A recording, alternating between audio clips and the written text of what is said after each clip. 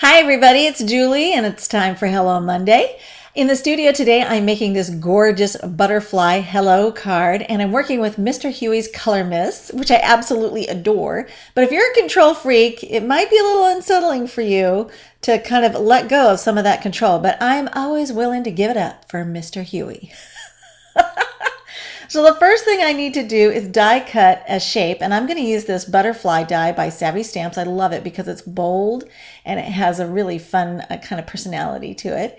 And it looks like it's not going to pop out of the die there really quickly for me. So I'm going to use a pin and the ejection holes to go ahead and pop it out.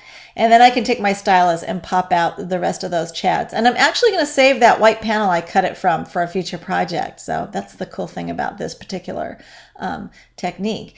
So I'm going to go ahead and apply some Zig two-way glue on the back of the butterfly die cut. And the reason for that is I want to create a temporary bond. I'm going to let it dry completely. So it's blue, it'll go on blue, but it'll dry clear.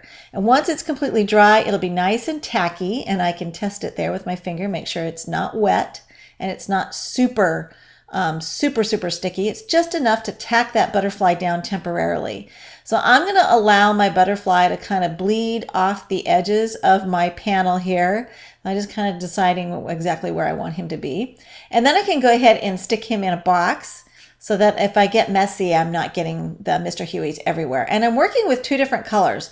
I've got Honeydew and Splash. And these are, no, Seafoam, I think it is. And these are just gorgeous, gorgeous colors. They're very soft and subdued, but I just love the combination together.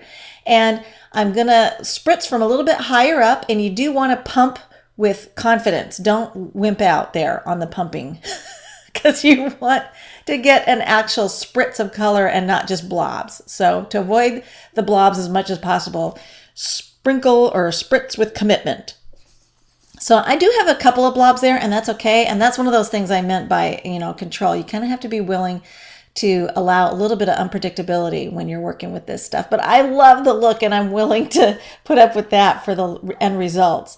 And there you can see my butterfly looks all gorgeous. And I'm also going to set him aside because I could use him on a future project. So let's trim this panel down. I'm going to trim it so that it's about 1/4 of an inch smaller than my base card. I'm making a standard A2 card that's 4 1/4 by 5 1/2. And then when I trim 1/4 inch off the long end and the short end, I'll have a nice 1/8 inch border all around. And then I can go ahead and start embellishing. And I wanted to use my washi tape, of course, because I'm just totally into washi tape. I don't know that I even make cards anymore without some form of washi tape on there because I love that stuff. It's a great way to add some pattern and color without getting too crazy. And I also love the Lifestyle Crafts. This is the black tape and shape, and I love it because you can trim it to size very easily. You can also die cut it with your scissors. It's super cool.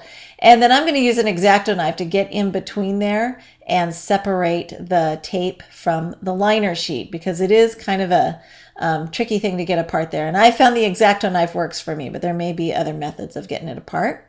We'll just go ahead and lay that down right there where we want it. And then after I trim it off, I can actually save that remainder. I just stick it back in the baggie with the rest of the sheets because I know there's going to be a project I can use the remainder of it on. And then I wanted to add a few little sprinkles or accent images. And this is a really great set called Love This. It's by Hero Arts and Studio Calico. And I'm just using some black ink because I really want to have that butterfly pop. Pardon my big candy apple head there. Sorry. Didn't realize I was blocking the camera there.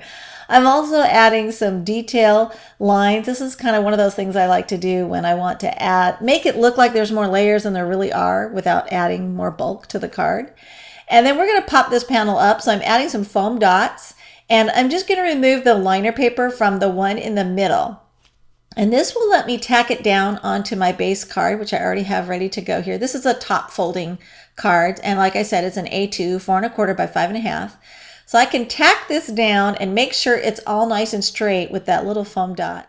Once I have it on there straight, then I can go around to the outer edges and peel off the liner papers from the outer corner pieces and the side pieces. And then my layer will be on there nice and straight before I tack it down there permanently. And there you can see the detail of the butterfly showing up. I think it's a great way to add these splashes of color. So pretty. Thanks for watching.